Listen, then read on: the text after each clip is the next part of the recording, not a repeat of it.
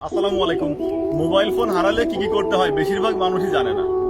Mobile phone হারালে শুধু GD করবেন?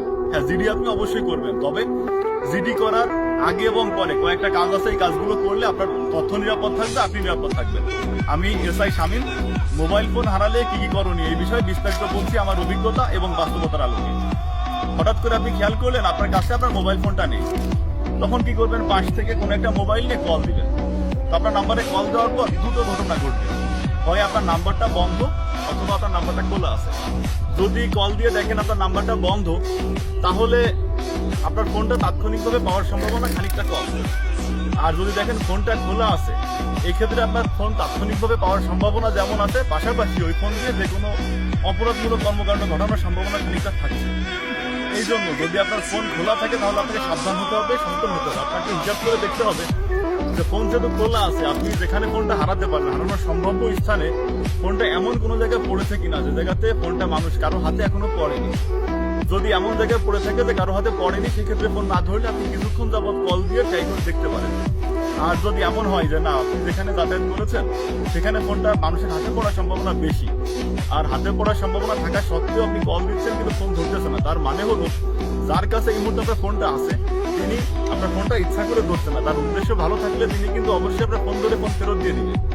এই জন্য আপনার কাজ যেটা হবে, আপনার সিম সাময়িকভাবে বন্ধ করতে হবে। সিম সাময়িকভাবে বন্ধ করতে হলে কাস্টমার কেয়ারে গেলেও পারবেন, অথবা অন্য কোনো একটা নাম্বার দিয়ে কাস্টমার কেয়ারে কল দিলে আপনি সাময়িকভাবে নাম্বারটা বন্ধ করে ফেলতে পারবেন।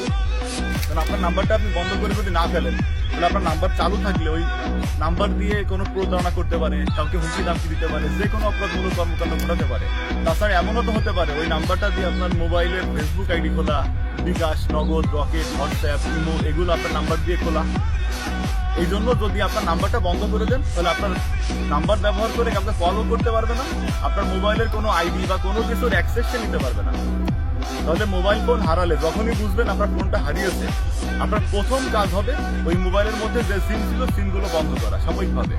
দ্বিতীয় কাজ হবে ওই মোবাইলের মধ্যে যে অ্যাকাউন্টগুলো আছে, যেমন বিকাশ, নগদ, রকেট, যে নামগুলো বললাম, বা আরো যদি কোনো অ্যাকাউন্ট থাকে সেইগুলো সাইন আউট করা বা লগ আউট করা। আপনি নিজে না পারলে কারো সাহায্য নিয়ে এগুলো লগ আউট করতে হবে। এবার আসি, আমার মোবাইল তো হারাবো, তাহলে আমি কোথায় জিডি করবো? আপনার মোবাইলটা যে থানা এলাকায় হারাবে আপনাকে সেই থানা এলাকায় জিডি করতে হবে। জিডি কিভাবে করবো? আপনার হারানো জিডির ক্ষেত্রে কিন্তু আপনাকে থানায় আসতে হবে না। আপনি যে কোনো জায়গাতে ঘরে বসে বা যে কোনো জায়গায় বসে শুয়ে বসে অনলাইনে জিডি করতে পারবেন। এবার আসি, আমি মোবাইল হারিয়েছি অনেক দিন আগে, কিন্তু এখনো মোবাইলটা কেন ফেরত পাচ্ছি না? আপনি জিডি করার পর আপনি যে থানায় জিডি করবেন, ওই থানার পুলিশ তথ্য প্রযুক্তির সহায়তায় আপনার ফোন উদ্ধার করার চেষ্টা করবে।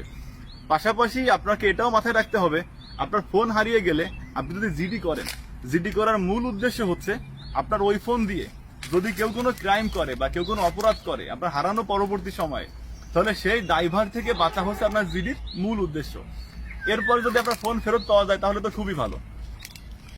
আপনার ফোন হারানোর পর ওই ফোন দিয়ে কেউ যদি কোনো ক্রাইম করে, সেই ক্রাইমটা দায়ভার যদি আপনার জিডি করা থাকে তাহলে আপনার দায়ভার নিতে হবে না। বাংলাদেশ পুলিশ তদন্ত করে তাকে আইনের আওতায় নিয়ে আসবে। আপনার এলাকার যে কোনো প্রকার অপরাধের তথ্য আপনার থানায় জানাবেন। আপনার দেওয়া তথ্য আপনাকে নিরাপদ রাখবে, আপনার পরিবারকে নিরাপদ রাখবে, আপনার সমাজকে নিরাপদ রাখবে, আপনার রাষ্ট্রকে নিরাপদ রাখবে। যেহেতু মোবাইল ফোন হারালে কি করতে হয় বেশিরভাগ মানুষ জানে না, তাই বেশিরভাগ মানুষকে জানানোর জন্য ভিডিওটি বেশি বেশি শেয়ার করতে অনুরোধ করছি। ধন্যবাদ সবাইকে, ভালো থাকবেন। আসসালামু আলাইকুম।